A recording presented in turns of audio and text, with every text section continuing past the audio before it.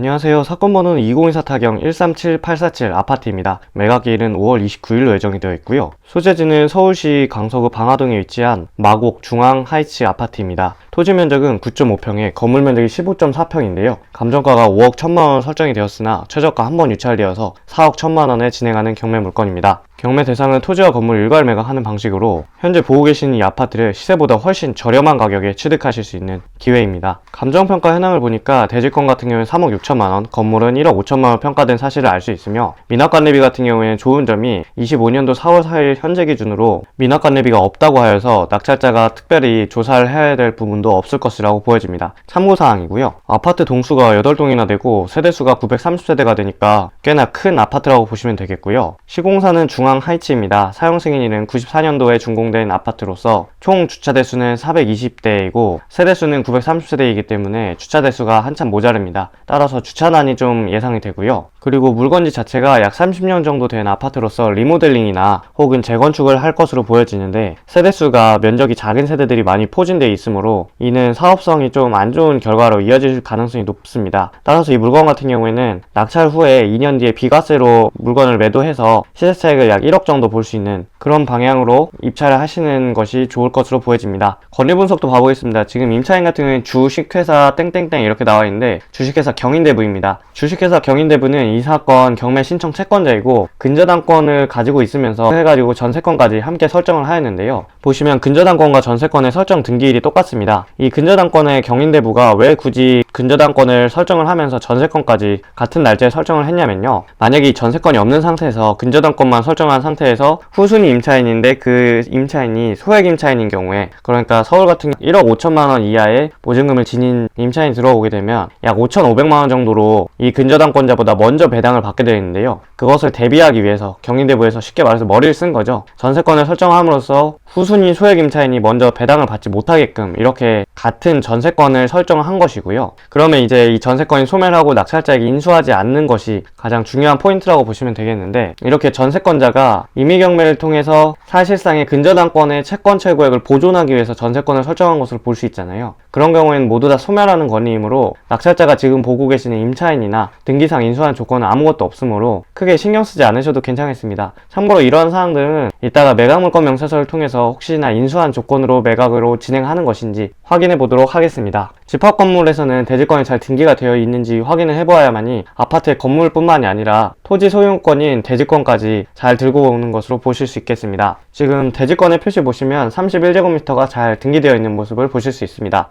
아파트이다 보니까 일반 건축물 내용도 보여지지 않고 아파트의 명칭 그리고 호실이 경매 목적물과 동일한지 확인하였습니다. 건축물의 용도는 아파트이고 면적도 51제곱미터 확인하였으며 현재 소유자 현황으로는 박재모 씨가 소유권 지분을 지금 이렇게 공란으로 나와 있지만 등기부등본상에 확인을 하였을 때 박재모 씨가 소유권을 100% 지니고 있으므로 이 물건을 낙찰을 받게 되면은 소유권을 지분으로 가져오는 것이 아니라 전부 가져올 수 있는 물건으로 확인을 하였습니다. 아파트가 감정평가가 이루어진 시점은 24년도 10월이므로 비교적 최근입니다. 그 당시에는 이제 5억 1,300만원 평가된 사실을 알 수 있고요. 건물 외관은 이제 지상에 주차장이 있는 모습이고 비교적 그냥 평범한 아파트라고 보여집니다. 주방 겸 거실과 투룸 구조입니다. 욕실이 하나 있고 발코니가 있는 구조입니다. 현황 조사서에는 임대차 관계는 영명이고 덧붙인 전입세대 확인서와 외국인 체류 확인서에도 등재자가 없다고 해서 낙찰자가 임차인에 대해서 신경 쓸 부분은 전혀 없을 것으로 보여지고요. 참고로 집행관이 이 물건에 가서 현황 조사를 한 시점은 24년도 10월 16일입니다. 매각물건 명세서를 통해서 최선순위 설정이 24년도 7월 8일에 근저당권이고 같은 날 설정된 전세권 설정 등기일은 주식회사 경인대부에서 7월 8일에 설정된 사실을 알 수 있습니다. 이 사건 경매 신청 채권자이기 때문에 전세권은 당연히 소멸하는 것이고요. 이 보증금을 설사 전부 변제받지 못한다 하더라도 전부 소멸하는 권리입니다. 지금 등기상 인수한 조건이 없기 때문에 해당 사항 없음, 공란인 것으로 나와 있습니다. 또한 매각에 따라 설정된 것으로 보는 지상권의 개요, 특별한 내용도 없고 비거란도 특별한 내용 없는 물건으로 깔끔하게 소유권을 가지고 올 수 있는 안전한 물건으로 보여집니다. 문건 접수 내역에서 혹시나 유치권 같은 것이 신고되어 있는지 제가 하나씩 보았을 때 특별한 내용은 보여지지 않는데요. 다만 매각 기일까지 아직 시간이 많이 남았으므로 이후에 좀 확인을 해보아야 할 것으로 보여집니다. 저희 경매 물건지 위치는 이곳에 있고요. 지금 개화산역을 바로 인근에 끼고 있으며 5호선입니다. 이 물건 자체는 지금 재건축이나 이런 거 하기에는 굉장히 불리한 것으로 보여지는데 향후 노후화가 좀 더 되고 개화산역에서 초역세권이기 때문에 이 초역세권 용적률 향상을 받을 수 있는 단지로 가능성도 있기 때문에 현재 모습만 보실 것이 아니라 이 일대 김포공항역이 또 엄청 큰 개발 호재를 앞두고 있잖아요. 이런 것들과 함께 연계해서 보시면 좋을 만한 내용입니다. 또한 마곡 산업지구도 지금 이곳에 위치해 있는데 바로 직주 근접으로 다닐 수 있는 위치로 보여집니다. 마곡 산업단지 같은 경우는 아직도 건축물을 다 올리지도 못하였고 업무 시설도 굉장히 많이 공사하고 있는 것으로 보여졌으며 또 그만큼 일자리도 들어온다는 것이기 때문에 아직 다 일자리들이 들어오지 않았죠. 그런 것들까지 한번 감안하시면 시세가 더 오를 수 있는 여지가 보여집니다. 유사 물건 시세도 봐보겠습니다. 지금 저희 경매물건지의 최저 호가 기준으로 5억 2천만원이 나와 있는데 경매 최저가가 4억 1천만원입니다. KB부동산의 일반 평균가도 5억 2천만원이니까 시세 차익은 거의 1억 1천만원 정도 예상이 되는데 그냥 1억이라고 좀 비교를 해두었습니다. 이 물건을 이제 취득하고 나서 2년 뒤에 비과세로 해가지고 물건을 처분하게 되면 안전하게 시세 차익 1억 먹을 수 있는 물건으로 보여집니다. 토지 이용 계획에선 특별한 내용은 보이지 않고요.